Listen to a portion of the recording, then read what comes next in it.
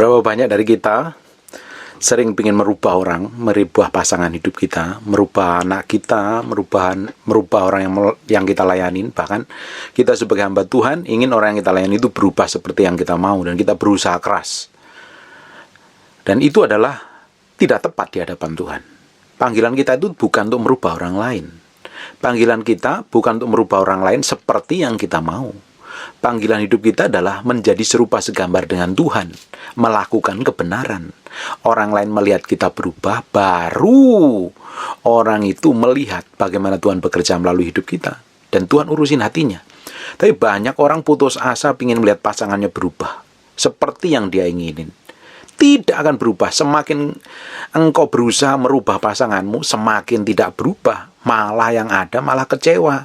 Sudah nikah bertahun-tahun kok kelakuannya tidak berubah seperti dahulu saja. Tidak pernah berubah seperti karakternya Tuhan Yesus. Dahulu, sekarang, selama-lamanya tidak pernah berubah. Sudah hidup bareng bertahun-tahun kok kelakuanmu tidak berubah. Seringkali kita menghakimi atau kita nuduh kita atau ngomong dengan pasangan kita seperti itu. Kita ingin coba merubah pasangan kita seperti yang kita mau. Kita ingin coba merubah anak kita seperti yang kita mau. Kita ingin merubah orang lain seperti yang kita mau. Dan ujung-ujungnya malah tidak berubah, malah kita seringkali kecewa. Karena apa yang kita harapkan tidak seperti yang kita inginkan. Justru malah sebaliknya. Karena kita coba pakai kekuatan kita sendiri merubah orang lain seperti yang kita mau. Bapak Ibu, saudara-saudara yang terkasih dalam Kristus, kita dipanggil bukan untuk lebih hebat dari orang lain, kita dipanggil bukan untuk lebih kudus dari orang lain, lebih suci, lebih dipakai Tuhan, lebih benar, ataupun kita dipakai untuk merubah orang lain. Bukan. Panggilan kita tertinggi adalah menjadi serupa segambar dengan Yesus Kristus dulu. Kalau dulu kita ini manusia yang berdosa, punya kelemahan, punya banyak hal yang tidak benar di hadapan Tuhan, harus diberesin dulu di hadapan Tuhan. Kita lama-lama manusia roh kita diperbaikin. Jiwa kita tunduk kepada seluruh kebenaran firman Tuhan. Pikiran dan perasaan kita tunduk kepada kebenaran firman Tuhan. Perlahan-lahan kita diubah menjadi serupa segambar dengan Dia. Efeknya baru kita melihat orang-orang di sekitar kita. Kalau kita berubah, orang lain akan menikmatin Tuhan melalui hidup kita. Orang-orang lain bisa berubah melalui kelakuan dan cara kita berubah. Tapi banyak orang pakai kekuatannya sendiri. Dulu awal-awal saya pelayanan juga pakai kekuatan saya sendiri, ingin merubah orang, ingin konselingin orang itu berubah. Ternyata tidak, malah berubah. Lalu bagian kita ternyata melakukan kebenaran firman Tuhan menjadi praktek hidup, gaya hidup sehari-hari. Ada beberapa orang yang pasangannya pergi, pasangannya kabur, pingin dia pasangannya balik. Tapi yang dahulu berubah sebenarnya bukan pasangannya, dirinya sendiri yang berubah. Kalau suamimu kabur atau istrimu kabur, hidupmu kacau, dalam keluargamu berantakan, hubungannya nggak harmonis. Jangan tuntut suamimu seperti yang kamu mau. Tuntut dirimu berubah seperti yang Yesus mau. Banyak orang menuntut orang lain. Banyak orang merasa dirinya benar di hadapan dirinya sendiri. Bahkan merasa dirinya benar di hadapan Tuhan. Tapi ternyata banyak kekurangan dan kelemahan. Kita coba tuntut orang lain berubah seperti yang kita mau, dan kita sendiri nggak mau berubah. Kalau kita mau tuntut orang lain berubah, diri kita harus berubah dahulu seperti yang Tuhan mau.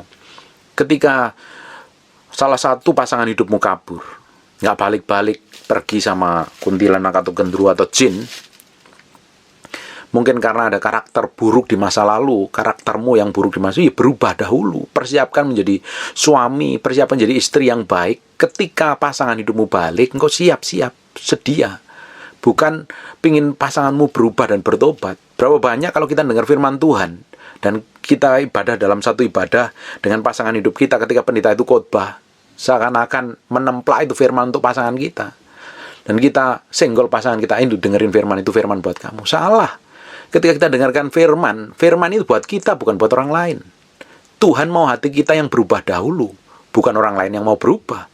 Ketika kita dengar firman, kita belajar firman, Tuhan mau hati kita ini yang berubah dahulu. Kalau tidak, kita tidak akan mengalami apa-apa. Justru banyak orang pingin pasangannya berubah, pingin orang lain berubah. Karena nggak berubah malah sakit hati, kesel. Kan malah nggak jadi berkat ujungnya. Tapi coba kita mau belajar pelan-pelan. Buka sebentar bersama saya di Lukas pasal yang ke-6 ayat 27. Tetapi kamu yang mendengarkan aku berkata, kasihilah musuhmu, berbuatlah baik kepada orang yang membenci kamu. Ada beberapa orang yang ribut, gegeran, karena awalnya sih selisih pendapat, nggak cocok. Dan ujung-ujungnya kesel, jengkel, marah, saling membenci, ribut. Dan kita pingin, ketika kita disakitin, kecenderungan daging kita itu pingin balas dendam. Tapi Alkitab ngomong loh, kasihilah musuhmu, berbuatlah baik kepada orang yang membenci kamu. Siapapun itu yang membenci kamu. Karena bisa saja pasangan suami istri yang awalnya cinta, karena salah cekcok, salah pengertian, ada masalah yang rumit yang belum diselesaikan, ujungnya malah saling membenci. Kita lihat di TV, malah saling menyakitin, mengerikan ujungnya. Bahkan beberapa orang melakukan hal yang ngeri dan kejam di hadapan Tuhan. Dulunya katanya cinta. Dan ketika kita menaruh cinta atas pasangan hidup kita, Alkitab kan ngomong, hukum yang pertama dan terutama kasihlah Tuhan Allahmu dengan segenap hatimu dan segenap kekuatanmu. Tuhan harus ditempatkan yang utama. Hukum selanjutnya adalah kasihlah sesamamu seperti dirimu sendiri. Sesamamu termasuk pasangan hidupmu, termasuk orang lain. Kita harus mengasihi mereka seperti diri kita sendiri. Loh, Pak, bagaimana? Oh, dia menyakitin terus kok. Dia sudah selingkuh, dia lari dengan perempuan lain, dia lari dengan laki-laki lain. Apakah saya harus mengasihi? Ya, harus tetap mengasihi. Nggak ada solusi lain. Alkitab ngomong, kasihilah musuhmu, berbuatlah baik kepada orang yang membenci kamu. Termasuk orang-orang yang pernah kamu cintai dan mengkhianati. Termasuk segala sesuatu yang pernah dekat dengan kita dan akhirnya kita ribut, gegeran, saling membenci. Kita harus tetap mengasihi loh. Nggak gampang. Emang dipikir enak. Pak, dia sudah terlalu menyakitin saya. Kita lakukan kebenaran kita, bagian kita lakukan. Mengasihi, mendoakan. Melepaskan berkat buat orang-orang yang menyakitin hati kita, yang melukai hati kita. Justru Tuhan akan urusin dengan caranya sendiri orang-orang yang tersebut. Bagian kita dalam melakukan kebenaran firman Tuhan. Jangan malah membela diri. Wah, saya sudah benar, saya sudah begini, saya sudah begitu. Ya, kalau kamu sudah merasa benar di hadapan Tuhan, ya gimana Tuhan mau bela kita? Bagian kita dalam merendahkan diri, menghidupin firman kok. Alkitab ngomong kasihlah musuhmu, ya kasihi. Berat, Pak? Iya, memang berat. Bapak pernah lakukan? Pernah. Saya pernah dituduh pemimpin saya, difitnah, pakai orang lain untuk hajar saya, maki-maki saya. Dan saya datang kepada pemimpin saya, oh dia ulang tahun, saya belikan kue yang paling bagus, paling mahal di Harvest itu. Saya doakan setiap hari. Istri saya malah nggak bisa tidur waktu itu. Saya tenang nikmatin hidup saya lakukan bagian saya, Pak, memberkati orang yang memusuhin saya. Jadi, kalau kita ini dimusuhin orang yang jauh kan kita nggak terlalu pikirin. Tapi kalau gembalamu, pendetamu, pimpinanmu, atasanmu, suamimu, atau istrimu, atau anak-anakmu yang memusuhin kamu, itu kan nggak bisa lepas dari mana-mana. Kan kita harus melakukan firman. Kita lakukan firman, ada bagian Tuhan yang Tuhan kerjakan. Simple. Nggak usah protes, benerin diri, bela diri, merasa bener, merasa sanggup, merasa bisa, merasa mampu. Dia yang salah kok saya suruh minta maaf. Lakukan bagian kita. Urusan dia bikin salah, bikin dosa, bikin pelanggaran itu Tuhan yang akan urusin kok. Kan tujuan kita harus mengasihi sesama kita seperti diri kita sendiri. Kita harus mengasihi orang lain seperti diri kita sendiri. Itu adalah hukum loh. Hukum Tuhan loh. Hukum pertama. Dan terutama kasihlah Tuhan Allahmu dengan segenap hatimu dan segenap kekuatanmu. Dan hukum selanjutnya kasihlah sesamamu seperti dirimu sendiri. Kita jangan malah salah pengertian, kita anggap orang yang memusuhin kita adalah musuh kita yang harus dibinasakan. Berapa banyak orang seperti itu. Jangan ikutin cara dunia. Kalau kita ngikutin cara dunia, kita tidak beda dengan orang-orang dunia tentunya. 28, mintalah berkat bagi orang yang mengutuk kamu, berdoalah bagi orang yang mencaci kamu. Saya tahu persis loh, kenapa kita malah suruh minta berkat bagi orang yang mengutukin kita. Kita ini adalah orang-orang yang diurapin Tuhan. Selama kita berjalan dalam kebenaran dan ketetapan Tuhan, kita berjalan dalam kekudusan dan kesucian seperti yang Tuhan mau.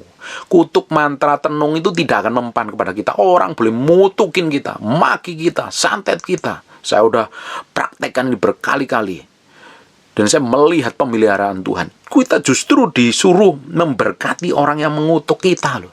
Artinya apa? Jangan sampai orang yang ngutukin kita itu kutuknya balik kepada dia dan akhirnya dia kena luka dan akhirnya binasa. Kita suruh memberkati supaya dia diberi waktu dan kesempatan supaya dia bertobat balik kepada Tuhan. Dengerin baik-baik, Bapak Ibu, saudara yang terkasih, kita di dalam Kristus, kita adalah orang-orang yang diurapin Tuhan. Ada proteksi perlindungan Tuhan. Selama kita mengambil hati kita condong kepada Tuhan, mengasihi Tuhan, cinta Tuhan, kita berjalan dalam ketetapan Tuhan. Ada proteksi Tuhan, ada darah Yesus melindungi, memproteksi kita. Kutuk, mantra, tenung, sihir, santet, atau apapun tidak akan mempan kepada kita. Tidak akan mempan kepada kita. Justru orang yang melepaskan kutuk itu kutukan balik kepada dia.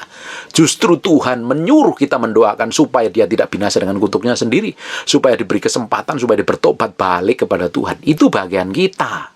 Jangan malah balas dendam. Ketika kita melihat orang lain nggak berubah, kita malah sakit hati, jengkel, dan malah ingin gebukin. Ya buat apa?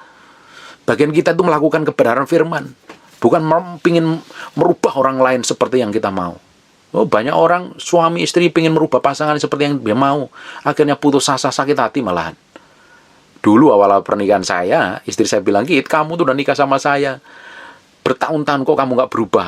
Kan saya bilangin, kamu nggak bisa merubah saya. Kamu doa sama Tuhan, Tuhan rubah saya. Pelan-pelan Tuhan ubah hati saya. Karena kita ini beda suku, beda latar belakang, beda ras. Jadi pernikahan kita banyak hal yang harus diberesin dahulu. Dan itu nggak gampang buat saya secara pribadi. Ya tambah hari kan tambah saya harus belajar mengerti pasangan hidup saya. Mengerti yang dia mau. Saling menghargai, saya mengerti. Ujungnya pernikahan kita bahagia sampai hari ini. Kita nggak boleh egois.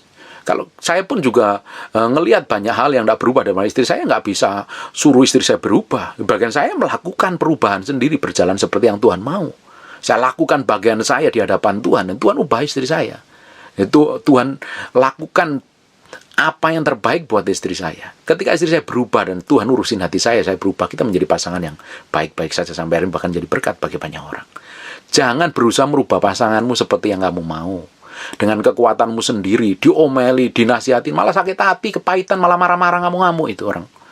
Bro, banyak pasangan ingin merubah pasangannya dengan maki-maki, nuduh, jelasin A sampai Z, ngomel-ngomel. Pasanganmu nggak berubah, malah kesel ya. Ada beberapa pasangannya malah kabur karena ngelihat kelakuan pasangannya egois, terlalu kasar, terlalu galak, terlalu kejam. Kita lakukan bagian kita. Bukankah di Petrus dijelaskan, kalau ada seseorang, pasanganmu tidak hidup dalam Tuhan, tanpa perkataan, karena tanpa perkataan loh, nggak tanpa ngomong loh, tapi karena kelakuan yang diubahkan, pasangan berubah karena kelakuan itu. Tapi seringkali kita coba pakai mulut kita merubah orang lain. Justru yang dirubah, pengen kita rubah malah kepahitan, banyak kan, kesel, marah, ujung-ujungnya malah gegeran. Bagian kita dalam melakukan firman, mintalah berkat bagi orang yang mengutuk kamu, berdoalah bagi orang yang membenci kamu. Kita disuruh berdoa untuk bagi orang yang mencaci kita. Berdoalah bagi orang yang mencaci kamu. Tapi berapa banyak dari kita kalau orang mencaci kita, kita langsung down, kita marah, balas balik. Ada beberapa orang ketika diomongin, si A ngomongin dengan si B tentang kita, kita coba jelaskan kepada si B bahwa Tuhan itu tidak, saya tidak melakukan seperti yang kamu pikirkan. Tuhan itu tidak, saya ini tidak melakukan seperti yang kamu pikirkan. Tapi berapa banyak kita coba jelaskan. Tenang aja, rileks aja, izinkan Tuhan menjelaskan segala sesuatunya tentang kita. Kita nggak perlu bela diri kok.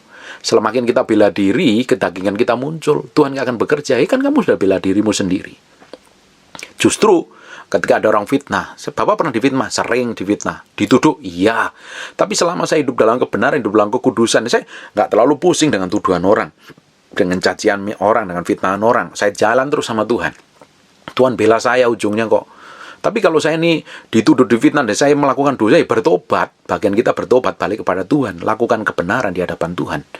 Jangan malah bela diri. Berapa banyak orang bela diri. Ujungnya bukan malah selesai, bukan malah jadi berkat, malah ribut dan gegeran. Bagian kita kadang perlu diam sih menghadapi segala sesuatu. Nggak perlu bereaksi kadang. Tapi daging kita maunya bereaksi. Kalau kita nih diperlakukan buruk terhadap orang lain, kita coba pingin bereaksi seperti yang kita mau. Dan ujungnya bukan malah dapat berkat, malah jadi ribut. Ya, ini firman yang kita bahas hari ini tidak gampang. Ini perlu mati daging ini. Di ayat 29, barang siapa nampar pipimu yang satu, berikanlah juga kepada pipimu yang lain. Kan ini tidak gampang. Kalau orang tuduh kamu, silahkan tuduh, tapi kita kan coba balas tuh. Tampar kiri kiri, kasih pipi kanan habis kita tendang, kita hajar. Bro, banyak orang Kristen yang tahu kebenaran melakukan seperti itu. Tapi Alkitab ngomong, barang siapa nampar pipi yang satu, berikanlah juga kepada pipi yang lain. Barang siapa mengambil jubahmu, biarkan yang mengambil bajumu. Kasih semuanya. Kalau dia butuh, kasih. Toh Tuhan campur tangan, Tuhan pasti pulihkan kok.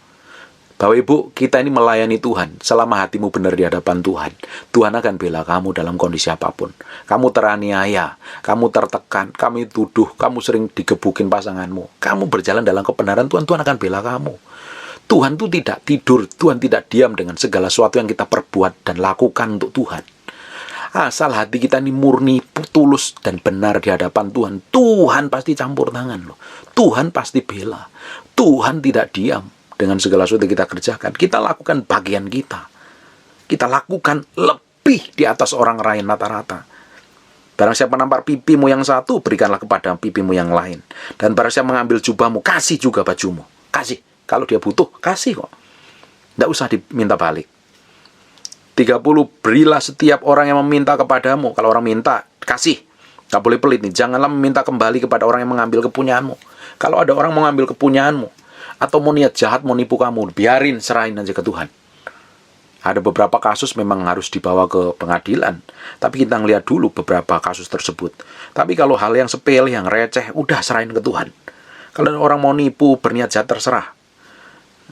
Tuhan itu bela kita. Tuhan itu proteksi kita, tapi kita juga harus memiliki hikmat. Tapi kalau orang telak-telak mau nipu, ya kita jangan deketin dong. Kita harus pakai hikmat dong.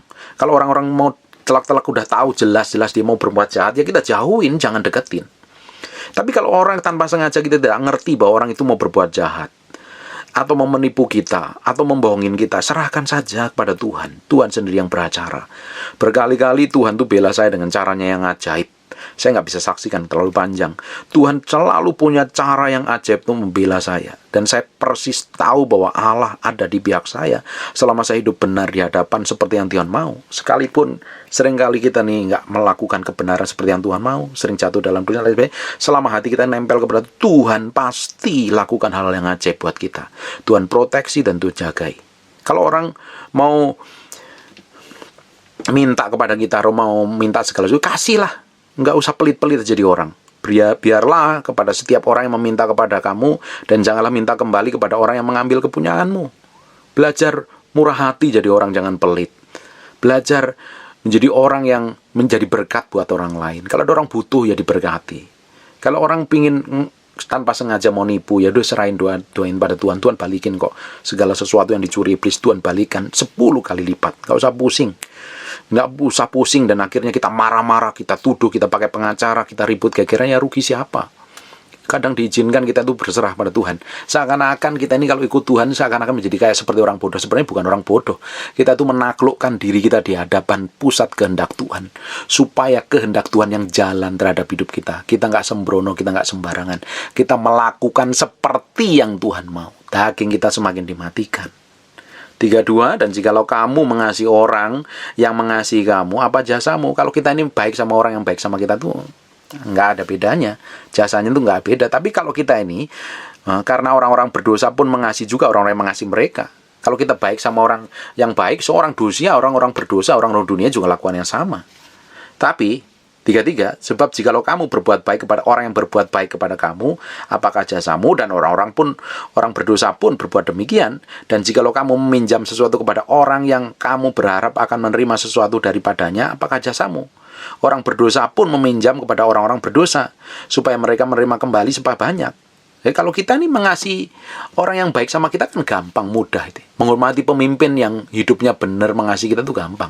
Coba bagaimana menghormati pemimpin yang hidupnya kurang ajar, hidup di dalam dosa. Tetap respect, hormatan, atau kita maki atau melawan. Kita coba hormatin suami kita. Ketika suami itu baik dan cinta sama kita kan mudah. Tapi coba kalau suami kita ini selingkuh, apa kita tetap respect dan hormat? Itu kan tidak mudah. Itu adalah bagian kita di dalam Tuhan. Justru kita anak Tuhan, kita harus melakukan yang berbeda. Kita tunjukin bahwa kita ini orang yang berbeda, melakukan hal yang berbeda. Tapi kalau suami kita melakukan kejahatan, kita marah, kita tuduh, kita maki-maki, kita apa bedanya dengan orang dunia? Justru karena sikap kita yang berubah mengasihi dia supaya dia balik kepada Tuhan, itu yang membuat kita itu berbeda. Ayat 35, tetapi kamu kasihilah musuhmu dan berbuatlah baik kepada mereka. Malah justru dikasihi musuhnya. Orang dunia musuh dihabisin kalau bisa, dibinasakan. Tapi Yesus ngajarin kita suruh mengasihi musuhmu dan berbuat pada baik pada mereka kok. Saya pernah ngonselingin orang, salah satu orang pelayanan di salah satu gereja, udah lama ini kejadian, ini tahun sekitar 2004-an. Dia sakit hati dengan pemimpin gerejanya. Saya bilang, tidak ada solusi terbaik kecuali datang dan berikan kue atau makanan yang terbaik yang dia sukain dan bilang minta maaf. Pak, enak aja, dia yang bikin salah kok. Itu cara menyelesaikan masalah yang terbaik di hadapan Tuhan. Datangin dan minta maaf. Seringkali saya ini menghadapi masalah-masalah yang rumit dan besar. Dan sebenarnya saya nggak punya, dalam tanda kutip, bahwa saya ini nggak punya andil kesalahan yang banyak. Tapi saya datang pada minta maaf pada mereka. Justru Tuhan campur tangan luar biasa. Suatu hari, waktu itu, saya itu parkir di salah satu tempat, di tukang tailor penjahit, dan dia tidak suka rupanya saya parkir di situ karena tempatnya sempit, saya mesti masuk ke gang, dan dia marah besar. Dan saya waktu itu pergi sama ponakan saya. Apa yang terjadi setelah panjang jalan, ponakan saya, wah uncle dia marah begini-begini, dia bilang begini, udah tenang aja, nanti setelah kelar usai masalah ini, urusan ini kita beresin, saya datangin dia, saya minta maaf. Dan setelah selesai saya datangin dia, saya bilang I'm sorry, saya salah, saya nggak sengaja parkir di sini kan tempatnya sempit, saya minta maaf, saya peluk dia. Sampai hari ini hubungan saya dengan orang ini baik loh. Ada kadang itu kita tuh perlu merendahkan hati untuk meminta maaf. Meminta maaf itu bukan berarti kamu tuh salah, bukan berarti itu kamu rendah. Itu adalah cara terbaik untuk menyelesaikan masalah, minta maaf. Berapa banyak kita itu gegeran dengan pasangan kita, dengan suami yang istri itu ribut gegeran, dan selesainya dengan kata minta maaf, semuanya beres, selesai loh. Tapi karena ego, karena harga dirinya merasa tinggi dan mahal, orang itu susah minta maaf pada orang lain. Karena merasa benar, merasa hebat, merasa mampu, merasa sanggup, merasa segalanya. Untuk minta maaf itu beratnya minta maaf. Ujungnya apa? Masalah. Ujungnya apa? Sakit hati. Kadang kita harus belajar minta maaf untuk merendahkan hati. Hati kita tuh harus direndahkan serendah-rendahnya supaya orang lain tidak bisa merendahkan lagi. Nah, orang yang model kayak begini siap ditinggikan Tuhan. Seringkali dengan kata minta maaf yang sederhana itu merubah segala sesuatu. Justru dengan kata minta maaf, orang lain banyak diubahkan melalui sikap dan perbuatan kita. Tapi kalau kita ngototan, gegeran, ya buat apa? Kalau kita baik sama suami yang baik sama kita, orang dunia bisa lakukan. Tapi kalau kita baik pada suami yang nyakitin, nyebelin, kita tetap doakan, tetap kasihi. Kita harapkan Tuhan mengubah hatinya. Itu powerful tuh. Kita berbaik pada bos kita yang kejam, yang kelakuannya horor. Tapi kita bersikap baik, doakan. Itu baik itu. Kita tetap respect sama pemimpin rohanimu yang hidupnya kacau dan berantakan, tetap respect. Itu powerful tuh. Kalau orang dunia kan berontak, lawan tuh. Tapi kita harus suruh melakukan yang berbeda kok. Kalau kita baik sama orang yang baik itu wajar. Tapi kalau kita baik sama orang yang sering menyakitin kita, itu luar biasa. Dan itu harus dilakukan untuk orang-orang percaya loh. Enak nggak Pak? Nggak enak. Bapak pernah ngalami? Sering alami. Gimana hasilnya? Powerful. Daging enak nggak? Cerit-ceritan. Saya berdoa Bapak Ibu yang sedang mengalami pergumulan, masalah, bisa melakukan yang sama, ujungnya Tuhan akan promosi kamu, Tuhan jadi berkat. Panggilan kita itu bukan jadi musuh pada orang lain. Panggilan kita menjadi berkat bagi orang lain. Panggilan kita menjadi serupa segambar dengan Yesus Kristus Tuhan. Panggilan kita bukan untuk musuhin orang lain, gegeran dengan orang lain. 35, tetapi kamu kasihlah musuhmu dan berbuatlah baik kepada mereka, dan pinjamkan dengan tidak mengharapkan balasan. Kalau kita minjamin orang, nggak usah lah harapin balasan. Seringkali orang itu minjem karena pingin balasan, akhirnya sakit hati. Kalau ada orang pinjam kepada kita, kalau kita punya uang, justru kasih, nggak usah harapin balik lah. Resiko kok kita minjamin kepada orang, pasti nggak bisa balik, kalau dia lagi membutuhkan. Kapan dia dipulihkan kita nggak tahu. Jangan mengharapkan. Kalau kamu minjam mengharapkan, apalagi mengharapkan bunga, kamu lintah darat. Kamu sama jahatnya dengan orang-orang dunia. Kalau kita ini benar-benar punya segala sesuatu, orang lain pinjam, kasih aja cukup. Kan ada bagian yang kita harus kasih. Kalau nggak punya, kasih sebagian. Jangan pinjemin dan mengharapkan balik. Malah kamu nanti kecewa. Kalau kamu kecewa, kamu sakit hati, nggak jadi berkat. Buat apa? Yang rugi siapa? Yang rugi bukan Tuhan, dirimu sendiri. Kepada mereka yang pinjam dengan tidak mengharapkan balasan, maka upahmu akan besar dan kamu akan menjadi anak-anak yang menengah tinggi. Loh, kita kalau pinjam nggak boleh nggak usah ngarapin balik, malah kita menjadi upah kita akan terima kita besar dan kita menjadi anak-anak yang menengah tinggi. Sebab ia baik terhadap orang-orang yang tidak tahu berterima kasih dan terhadap orang yang jahat. Tuhan bisa balikin segala sesuatu. Tuhan bisa putar balikkan segala sesuatunya dengan mudah. Tuhan itu sanggup memberkati kita dengan cara yang terbaik. Perhatikan ya, ayat yang 36 ayat penting sekali. Hendaklah kamu murah hati sama seperti Bapamu murah hati. Hendaklah kamu murah hati seperti Bapamu murah hati. Nih, kalau kita ini pingin orang lain perbuat, kita harus perbuat dulu kepada orang lain. Supaya apa? Supaya Tuhan yang beracara. Supaya Tuhan yang campur tangan. Tapi banyak orang tidak mau melakukannya. Orang pingin menerima seperti yang dia mau. Pingin orangnya berubah seperti yang dia mau. Kalau kita pingin orang lain perbuat kepada kita, perbuat dulu kepada orang lain. Kita perbuat dulu, kita lakukan yang terbaik dulu pada orang lain. Itu, kalau pasanganmu pingin berubah, kamu sendiri yang berubah dahulu. Saya pingin berubah. Dan dulu awal-awal pernikahan, gara-gara naruh spon cucian piring aja istri saya marah-marah. Geger seperti parang dunia kedua, karena merasa nanti nggak bisa ngatur keluarga, nggak bisa tertib, apa hubungannya. Tapi saya harus belajar mengerti bahwa memang perempuan itu rumit, harus dimengerti, harus disayangi, dikasihi. Saya yang harus belajar berubah. Lama-lama kan kita bisa ngerti. Jangan tuntut orang lain berubah, dirimu sendiri yang berubah. Dirimu sendiri yang harus berubah. Supaya kita mengerti apa yang Tuhan mau. Hidup kita ini nggak serampangan. Hidup kita ini nggak sembrono. Hidup kita ini tidak gampang sakit hati. Tidak gampang mudah terluka.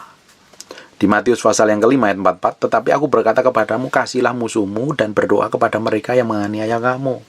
Yang menganiaya kamu hari ini siapa? Suamimu, istrimu, anak-anakmu, orang lain, bosmu, atau siapapun juga. Kita harus belajar mengasihi kepada mereka kok. Malah disuruh berdoa supaya memberkati mereka. Supaya apa? Tuhan bikin breakthrough dan terobosan. Di Efesus pasal 6 ayat 18, dalam segala doa dan permohonan, berdoalah setiap waktu dalam roh dan berjaga-jagalah di dalam doamu. Dengan permohonan yang tak putus-putusnya untuk segala orang kudus, termasuk orang-orang yang membenci kita, itu kita harus berdoa kepada mereka. Supaya Tuhan campur tangan. Jangan berusaha merubah orang lain seperti yang kita mau. Kalau kita coba pakai kekuatan kita, ujungnya malah kecewa. Ujungnya malah kita sakit hati. Karena tidak seperti yang kita inginkan hasilnya. Malah banyak kita dikecewakan. Di Matius pasal yang ke-7 ayat 12, perhatikan baik-baik. Segala sesuatu yang kamu kehendaki supaya orang lain berbuat kepadamu. Perhatikan baik-baik ya. Segala sesuatu yang kamu kehendaki supaya orang lain berbuat kepadamu. Kalau kita ini ingin orang lain berbuat segala sesuatu seperti yang kita inginin, Alkitab ngomong, perbuatlah demikian juga kepada mereka. Itulah isi seluruh hukum Taurat dan kitab para nabi. Kalau ingin orang lain berubah, ya kita harus berubah. Jangan dikit-dikit tuntut orang lain. Jangan dikit-dikit nyalain orang lain. Ini gara-gara kamu, ini gara-gara si A, ini gara-gara si B. Saya ngalami seperti ini. Ya cek diri sendirilah. Berubah dulu, orang lain pasti berubah. Kalau engkau berubah, siapkan diri. Bagi yang suaminya kabur, istri siapkan diri dengan karakter, kelakuan, sikap, perbaiki kelemahan, kekuranganmu. Bagi yang istrinya kabur, perbaiki sikap dan kelakuanmu.